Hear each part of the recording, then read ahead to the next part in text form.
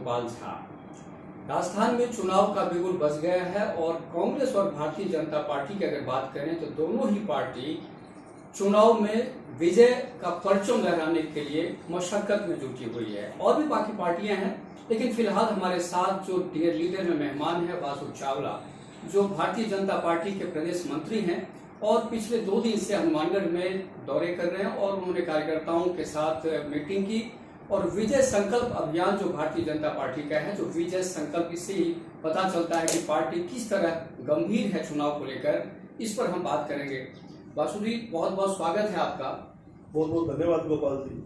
मेरा सौभाग्य है कि मैं आपको बहुत पहले से आपकी पोस्टें देखता आया हूँ, आपके भटनेर पोस्ट को देखता आया हूँ। अब मैं आपको आज गौरवान्वित महसूस कर रहा हूँ कि आपके साक्षात दर्शन करने का मौका है। ये आपका बड़प्पन है। वासु जी चूरू से बिलोंग करते हैं और जिलाध्यक्ष रह चुके हैं भारतीय जनता पार्टी को, और अब पार्टी ने इनको सीपी जोशी की टीम में बतौर मंत्री का दर्जा दिया है और ये संगठन को मजबूत करने में जुटे हुए हैं। पहले शुरुआत अपन करेंगे कि तकरीबन 3 दशक से बात करें कि अपन जो दोनों लगभग एक उम्र के लोग हैं और 90 से लेकर अब तक अगर हम बात करें तो देखते हैं कि पहली बार ऐसा लग रहा है कि भारतीय जनता पार्टी चुनाव में इतना जोर लगाने की स्थिति में आ गई है। पहले क्या होता था कि चेहरा होता था, उसके चेहरे पे हम चुनाव लड़ लेते थे, लेकिन इस बार पार्टी को लगता है कि बहुत ज्यादा जोर लगाने की स्थिति में है। समय के साथ चुनाव लड़ने के तरीके बदले। पहले सिर्फ अखबार चलते थे, आज ओटीटी भी है, आपके सोशल मीडिया प्लेटफॉर्म भी है। हर प्रकार की हर लड़ाई का तरीका बदल गया, हर समाचार पत्र का तरीका बदल गया, हर न्यूज चैनल का तरीका बदल गया। इसी प्रकार चुनाव का तरीका भी बदल गया। पार्टी हमेशा कोई भी हो अपना 100% लगाती है चुनाव लड़ने के लिए। किसी भी राजनीतिक दल का अंतिम उद्देश्य सत्ता प्राप्त करना होता है, ठीक है। उसी प्रकार भारतीय जनता पार्टी का भी ये उद्देश्य है, तो उसके साथ साथ उसका जो भारतीय जनता पार्टी का मूल मंत्र है, भारतीय को परम वैभव पर पहुंचाने के लक्ष्य के साथ काम करते हैं, सत्ता प्राप्त करके इस देश की दिशा और दशा बदलने का काम करें। इसी प्रकार देश में भारतीय जनता पार्टी की सरकार है। इसी प्रकार राज्य में पिछली बार कुछ मतों के अंतर से भारतीय जनता पार्टी की सरकार मात्र 0.5% वोटों के साथ हमारी सरकार चली गई। गणित अंकों में देखा जाए तो मात्र 1.5 लाख वोट भारतीय जनता पार्टी के कम थे कांग्रेस से, और सीटों का अंतर भी कुछ बहुत ज्यादा नहीं था, और जनता गुमराह हो गई थी। माननीय राहुल गांधी जी आपके हनुमानगढ़ की एक सभा में उन्होंने कहा था कि हमारी सरकार बनने के अंदर 10 दिन में हम कर्जा माफ कर देंगे, और हम उनके उस चक्रव्यूह को तोड़ने में नाकाम रहे। किसान उसकी बातों में बरगलाया गया। युवाओं को कहा कि हम आपको वजीफा देंगे, हम आपको बेरोजगारी भत्ता देंगे। किसानों को यह भी कहा गया कि हम आपको गुणवत्ता युक्त पूरी बिजली देंगे, 24 घंटे बिजली देंगे किसानों को। आप देखिए कि हिंदुस्तान के इतिहास में पहली बार राजस्थान में किसानों ने आत्महत्या की। आप गोपाल जी, आपने हमसे ज्यादा दुनिया देखी, राजस्थान में कभी किसान ने विकट से विकट परिस्थिति में भी आत्महत्या नहीं की। ये पहला कालखंड था जब किसी कर्ज को लेकर परेशान होकर किसान ने आत्महत्या की, क्योंकि उसकी जमीन नीलाम हो रही थी। वो सरकार के बहकावे में आ गया कि मेरी सरकार, मेरा कर्ज तो सरकार माफ कर रही है। सरकार ने कर्ज माफ नहीं किया और जमीनें नीलाम होती चली गई किसान की। और उन्होंने बाकायदा हनुमानगढ़, गंगानगर, राजस्थान के अन्य क्षेत्रों से किसानों ने बाकायदा अपने वीडियो वायरल करके गहलोत सरकार को, स्वयं मुख्यमंत्री जी को इसका दोषी मानते आत्महत्या की। युवाओं की बात करें, बेरोजगार भत्ते की बात की थी कि हम जो 12वीं पास यूथ है उनको वजीफा देंगे। दिया होगा वजीफा, मैं मानता हूँ, पर दिया होगा कि कोई लाखों में से एक आदमी को दिया होगा, तो यूं है कि ऊंट के मुंह में जीरा नहीं, ऊंट के मुंह में राई के समान इन्होंने बेरोजगारी भत्ता दिया। भारतीय जनता पार्टी की सरकार थी, वसुंधरा जी की सरकार थी, उसमें वसुंधरा जी ने कहा था कि हम कोऑपरेटिव बैंकें हैं उनसे कर्जा लिए किसानों का कर्जा 50,000 तक का माफ करेंगे। वो कर्जा माफ किया भारतीय जनता पार्टी ने। भारतीय जनता पार्टी ने ये कहा था कि जो अनुसूचित जाति के समाज के लोग हैं, जिन्होंने अनुसूचित जाति निगम से और अनुसूचित जाति जनजाति निगम से अनुसूचित जाति और जनजाति के लोगों के 2 लाख रुपए तक के हम कर्जे माफ करेंगे। हमने नहीं कहा किसी का भी संपूर्ण कर्जा माफ करेंगे, ये करेंगे वो करेंगे, जो कहा वो करके दिखाया। नहीं, अभी हमारी कांग्रेस के जिलाध्यक्ष से हमारी वार्ता हुई थी और जो हमने पहला इंटरव्यू दिखाया उसमें उन्होंने कहा कि जो भारतीय जनता पार्टी आरोप लगा रही है, उन्होंने कहा कि बिल्कुल ये झूठ बोलने वाली पार्टी है, फरेबी है वगैरह वगैरह जो होता है पॉलिटिक्स में। उन्होंने कहा कि भाई हमने कौन सा कर्जा माफ नहीं किया। उन्होंने कहा कि कोऑपरेटिव का जो बैंक का जो था सारा जो राज्य सरकार के अधीन है, टोटल हमने कर्जा माफ कर दिया। अब जो सेंट्रल जो नेशनल बैंक की बात है वो तो मोदी जी करेंगे और गहलोत साहब बार बार लिख रहे हैं चिट्ठी, और फिर मोदी जी किस मुंह से कहते हैं कि साहब यहाँ पे कर्ज माफी नहीं। सर रिकॉर्ड जो मैं कहूँगा वो रिकॉर्ड हो रही है।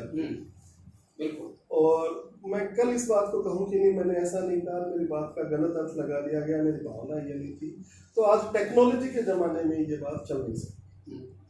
हनुमानगढ़ की सभा में, हनुमानगढ़ जिले की सभा में मेरे को स्थान दयाली राहुल गांधी जी ने काम होता था, उन्होंने स्पष्ट शब्दों में कहा था कि हम किसानों का संपूर्ण कर्जा माफ करेंगे।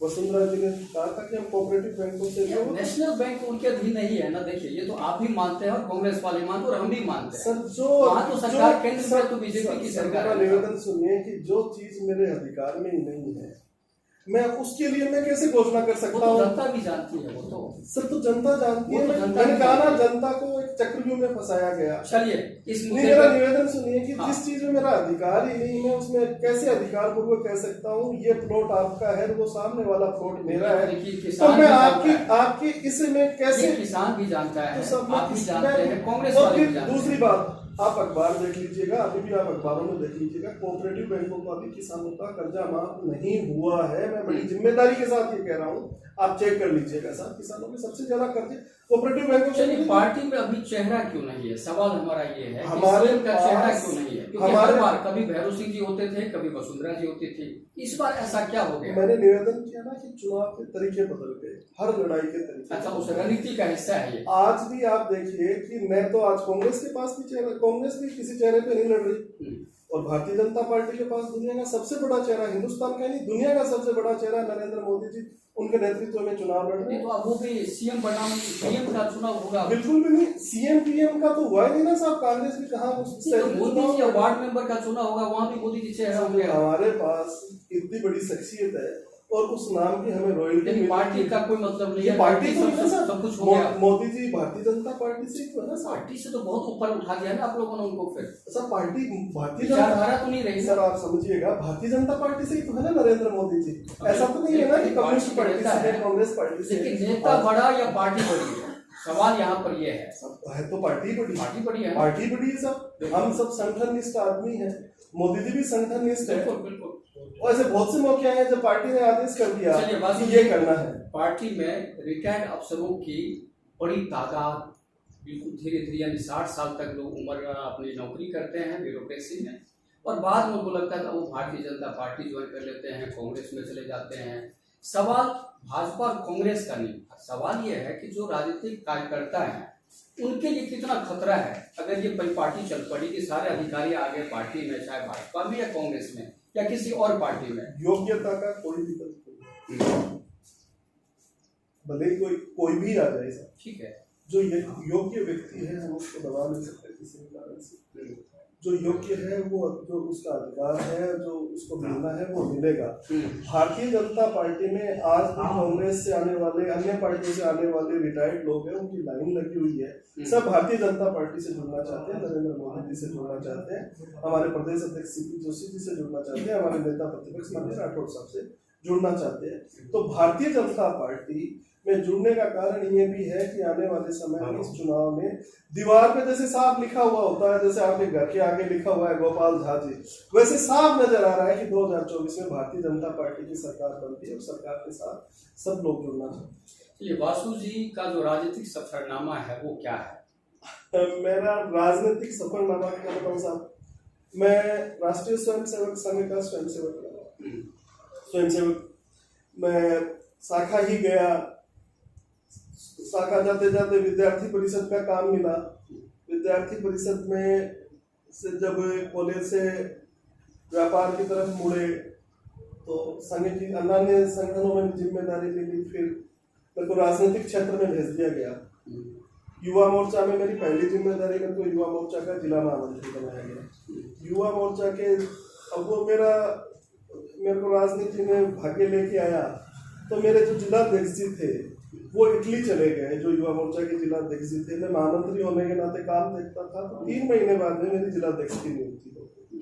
जिला अध्यक्ष की नियुक्ति हो गई। फिर हमारे वहाँ जिला 2011 में हमारे नए जिला अध्यक्ष बने, तो उसमें मेरे को जिला महामंत्री की जिम्मेदारी मिली। फिर 2013-14 में हमारे दूसरे जिला अध्यक्ष बने, तो उसमें भी मेरे को जिला महामंत्री की जिम्मेदारी मिली।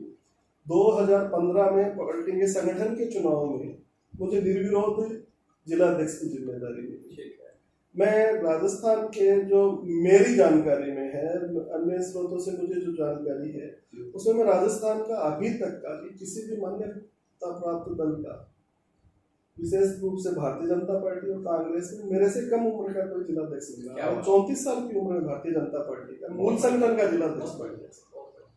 मैं 3.5 साल जिला अध्यक्ष रहा। उसके बाद में मेरे को 2 जिलों में अलग अलग संगठन प्रभारी की जिम्मेदारी मिली।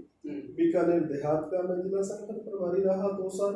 उसके बाद में मैं 2.5 साल में अपने नागौर देहात का जिला संगठन प्रभारी रहा। और साथ ही मेरे पास प्रदेश कार्यकारिणी सदस्य की जिम्मेदारी रही माननीय सतीश पूनिया जी की टीम में, और अभी सीपी जोशी की टीम में मुझे प्रदेश मंत्री की जिम्मेदारी मिली। पारिवारिक पृष्ठभूमि मेरी राजनीतिक नहीं है। मेरे पिताजी मजदूर रहे हैं। पिताजी ने हमेशा साइकिल पे गठरी से कपड़ा बेचा है सर। मेरे बड़े भैया हैं, वो मोटरसाइकिल पे गठरी से कपड़ा बेचते हैं। सामान्य मजदूर परिवार से। ठीक है। वासु जी के बारे में कहा जाता है कि आप सीपी जोशी के लिए उतने खास हैं जितने राजेंद्र राठौड़ जो नेता प्रतिपक्ष हैं उनके भी बहुत खास हैं आप। अगर एक बात आ जाए कि दोनों में से किसी एक को सीएम के तौर पे देखना है, तो आप किनको देखना चाहेंगे? सर मेरे देखने से नहीं, देखने से आपकी इच्छा की बात हो रही है। सब ये तो बड़ा मेरे लिए बड़ा एकदम साफ स्पष्ट सा है कि राजेंद्र जी राठौड़ को मैं मेरी पहली पसंद राजेंद्र जी राठौड़। ठीक है। आज मैं राजनीति में जिस मुकाम पे हूँ, जहाँ हूँ, उन्होंने मेरे जैसे कई कंकरों को शंकर बनाने का काम क्या है, जो मेरे निर्माण में है, जो मेरे निर्माण में उनका योगदान है। मैं समझता हूँ कि उन्होंने मेरे को यहाँ तक पहुँचाने में मेरे से ज़्यादा, मैंने जितनी मेहनत की उनसे ज़्यादा उनका सहयोग मैं को मिला सकता। मेरे जैसे एक छोटे से कार्यकर्ता को इस मुकाम पर लेके जाने का किसी ने काम किया, तो वह राठौड़ साहब के सहयोग आशीर्वाद के कारण मिला। ठीक है। तो मेरे को ये, इसमें कोई डिप्लोमेसी नहीं है साहब, कोई और बात नहीं है। मेरे को अगर मौका मिल जाए और मेरे वोट के कारण अगर राठौड़ साहब को कि ये वस्तु आपको क्लिक करना है, तो सब मेरे लिए कुछ भी नहीं है। मेरे लिए अगर राठौड़ साहब को कहने का अवसर मिले, तो मैं सोचता हूँ मैं दुनिया का सबसे खुश नसीब इंसान होऊंगा कि राजेंद्र जी राठौड़ को मुख्यमंत्री के रूप में देखना चाहूंगा। ये मेरा सपना भी है साहब कि राठौड़ साहब राजस्थान के मुख्यमंत्री बने। इसमें कोई डिप्लोमेसी नहीं है, मैं एकदम साफ और स्पष्ट कहता हूँ। चलिए वासु जी, अभी आपने आरएसएस की बात की और आपने कहा कि आपकी शुरुआत स्वयंसेवक के तौर पे हुई है। अक्सर एक सवाल आता है कि अगर आरएसएस ना हो तो बीजेपी का वजूद क्या है? साहब ये तो एक अकल्पनीय सी बात है ना कि माता के बिना एक पुत्र कैसे हो सकता है। राष्ट्रीय स्वयंसेवक संघ हमारा मातृ संगठन है। भारतीय जनता पार्टी की तरह उन्होंने अन्य बहुत से संगठनों को जन्म दिया है, विद्यार्थी परिषद है, मजदूर संगठन। तो इस बारे में भारतीय जनता पार्टी का जो स्वरूप है उसकी कल्पना करना मुश्किल है। यूं तो बहुत से राजनीतिक दल और भी है जो बिना राष्ट्रीय स्वयंसेवक संघ के बने। राष्ट्रीय स्वयंसेवक संघ की हम पैदाइश से सब भारतीय जनता पार्टी, इसमें भी कहने में कोई हिचक नहीं है। ठीक है। आमतौर पर एक सवाल ये भी है कि कहा जा रहा है कि साहब चुनाव तो बहुत नजदीक है और वसुंधरा राजे का कोई मुकाबला नहीं है, ऐसा कहा जा रहा है। भाजपा का भी बहुत बड़ा तबका है जो कार्यकर्ताओं का ये मान रहा है कि अगर वसुंधरा जी को आगे नहीं किया तो बीजेपी सत्ता में नहीं आएगी। भारतीय जनता पार्टी में श्रेष्ठ से श्रेष्ठतम लोगों की भरमार है सर। भारतीय जनता पार्टी में आप देखिए, हमारे नेता प्रतिपक्ष माननीय राठौड़ साहब है, सीपी जोशी जी हैं, वसुंधरा जी हैं, ऐसे श्रेष्ठतम लोगों की लंबी कतार है। जनता जिसे चाहेगी, भारतीय जनता पार्टी का शीर्ष नेतृत्व जिसे चाहेगा उनको आगे करेगा और आगे अपने करीब रखा है। माननीय नरेंद्र मोदी जी हमारा चेहरा है, कमल का निशान हमारा चेहरा है। चलिए चूरू और हनुमानगढ़ की बात करते हैं और बिल्कुल गैर राजनीतिक बात है कि चूरू बीकानेर संभाग का अभी हिस्सा रहा, आज आप सीकर में जा रहे हैं, हनुमानगढ़ बीकानेर में रह गया, तो दोनों का जो रिश्ता है इसमें क्या कुछ बदलाव है? कोई फर्क नहीं पड़ना सर। परिवार है, परिवार में दो भाई भी होते हैं, वो भी अलग अलग हो जाते हैं। तो ये एक सरकारी प्रक्रिया है, तो सरकारी प्रक्रिया में तो ये चीज़ें चलती रहेगी। जो जो समय के साथ डेवलपमेंट होगा उसमें ऐसी चीज़ों का तो सामना करना ही पड़ेगा, पर भाई से भाई अलग नहीं हो सकता। ठीक है, बिल्कुल सही है। भारतीय जनता पार्टी की एक रणनीति थी जिसमें उन्होंने कहा था कि 75+ जो भी नेता हैं, उम्र दराज हैं, उनको टिकट नहीं मिलने वाला। लेकिन अब बदलते परिवेश में लग रहा है कि भारतीय जनता पार्टी को कि नहीं, ऐसा करेंगे तो बहुत नुकसान हो सकता है। तो ये बैकफुट पे जो भाजपा आई है, इसका कारण क्या है? कोई बैकफुट पे नहीं है। बहुत सी जगह ऐसी है जहाँ विशेष स्थिति में विशेष निर्णय भी पार्टी को लेना पड़ेगा, तो लेगी पार्टी। ये पार्टी में जो हमारा शीर्ष नेतृत्व है वो इस बारे में विचार करेंगे। कोई हार्ड लाइनर ऐसी बात नहीं कि ये नहीं होगा, ये होगा। आज हमें राजस्थान की जनता का भला करने के उद्देश्य से भारतीय जनता पार्टी काम कर रही है। इस चुनाव में भी हमारा एकमात्र उद्देश्य है कि राजस्थान की जनता जो इस शासन काल में जो ठगी गई है, बिजली के बिलों के नाम पर, महिलाओं को मोबाइल देने के नाम पर, किसानों का कर्जा माफ करने के नाम पर, युवाओं को वजीफा देने के नाम पर, दलित अत्याचारों पर, महिलाओं के बलात्कार पर जिस प्रकार राजस्थान को शर्मसार होना पड़ा है, इस कलंक से भारतीय जनता पार्टी इस राजस्थान को बाहर निकाल सके, यही हमारा मूल उद्देश्य है। हनुमानगढ़ में आप कई कार्यकर्ताओं से मिल रहे हैं, लगातार आपकी खूब मुलाकात हुई है, पहले भी आप गए थे। इस बार टिकटार्थियों की जो बहुत लंबी कतार है, टिकट एक ही है, कहते हैं एक अनार 100 बीमार। अब एक अनार से सबका इलाज कैसे होगा?